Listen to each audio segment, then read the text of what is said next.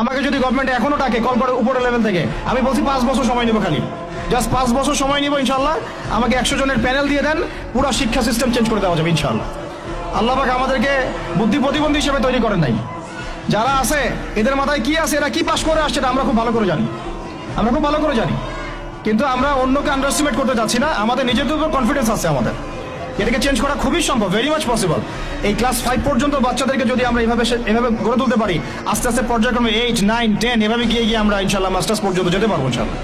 আর যদি দেখা যায় না এই সিস্টেমে পারছি না, তাহলে কোনো সমস্যা নাই, আমরা এটার নাম মাদ্রাসা দিয়ে দিব, কোনো সমস্যা নাই। তহা জিন্নুরাইন ইসলামিক স্কুলের দরকার নাই, আমার তহা জিন্নুরাইন ইসলামিক মাদ্রাসা থাকলেও চলবে। স্কুলই হতে হবে শেষে, নট নেসেসারি। আমার দরকার সিলেবাসটা কি, আমি পড়াচ্ছি কি, আমার এনভায়রনমেন্ট কি, আমার বাচ্চারা খেলতেছে কিনা, ভালো খাচ্ছে কিনা, ওর পরিবেশ কেমন, এটা মূল কথা, আমার টাইটেলটা মূল কথা না। আর এই প্রজেক্টটা আমরা চাই সারা বাংলাদেশের 64টা জেলায় একটা করে